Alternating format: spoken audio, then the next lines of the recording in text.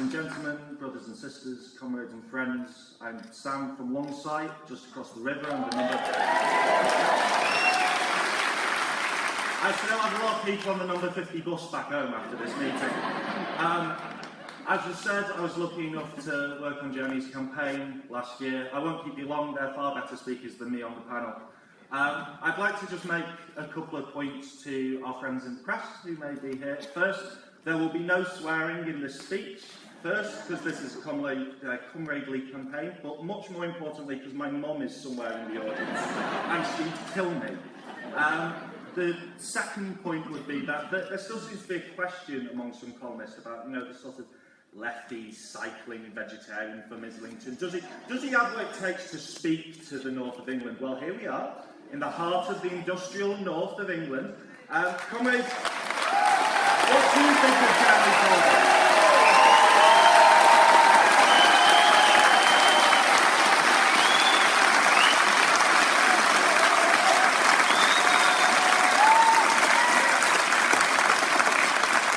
I think that answers that question. Though this is now an opportunity, because you're so enthusiastic, to do the plug for donations to the campaign. You've all already got your phones out because you've been tweeting to the hashtag that was mentioned earlier. So, I've been told, if you want to donate a fiver to the campaign, it's to text Jeremy5 to 68899. That's 68899, and I feel like Anton Deck now. Please ask the bill payer's permission before donation. So, my constituency is Manchester Gorton. We elected our first Labour MP in 1906, even before Islington did, and we've still got a Labour MP to this day. And that's why I've always felt safe-ish to go and help comrades around the country. On the streets of Manchester, in the valleys of West Yorkshire, in the suburbs of Birmingham, among the spires of Oxford, in the housing estates of London, on the Lancashire seaside, in the tenements of Glasgow. There's some big dogs in Glasgow, that's what I know. And most of them are sympathetic to the SNP, is also what I know. So I never want to hear any Labour MP tell me that I don't care about winning elections, or that the membership...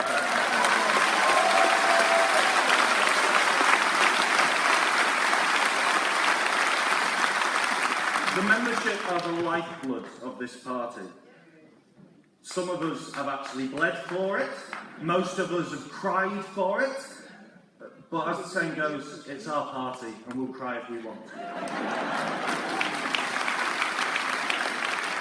We all have stories from the doorstep, but I'll just give you one. It's from the Hayward and Middleton by-election, which was back in 2014. Hey! Up in Rochdale. And I knocked on the door, experienced campaigner, been in this party at that time about 8 years. Man in his 40s answered. Full-time carer for his elderly mother. Single parent to his son, who just turned 18. Didn't have a job, but was looking for one, the son. And he stood there, I asked him, how he was thinking of voting, and he sort of looked at me and said, well, I usually vote Labour. And then that sort of gap that I think quite a lot of us heard in 2014, 2015. And I saw the UKIP leaflet on his desk, with just the little table inside the hall. And he stood there, and we discussed his circumstances, and I'm thinking, right, no, this will be fine. If this is like if we can't win this guy for the Labour Party, and I sort of reached into that sort of bag of arguments that I've had. And this is after Rachel Reeves had said what she had said on welfare reform. It's after Ed Balls had said what he'd said on the welfare cap, and it's after we'd abstained on workfare, and I found the bag was empty. And I stood there, and I sort of thought, how do I get through this? I sort of ruffled around, and then I found sort of, the job's guaranteed. We'll guarantee a job for your son. I sort of looked at me, and there was a pause, he said, yeah, that's the one thing, the one reason why I'm still undecided. I don't know how he voted in the end. I went back and knocked on later in the day, but he was out. But what I do know is I never want to go to a doorstep empty-handed like that again.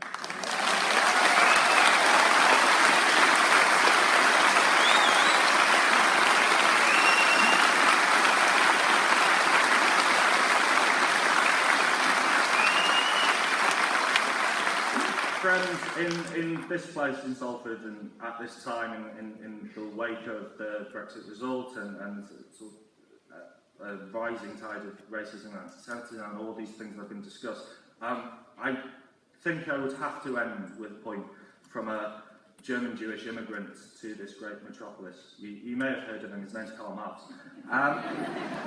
And he said, essentially, his point being that we know how the world works. The point of politics is to change it. And if you still believe we can change this country, if you still believe that things can get better, if you still believe that the British Labour movement, united in a common endeavour, can bring freedom and justice for our people because it's the only thing that ever bloody has, then stand with the man who stands with us. Stand with Jeremy Corbyn.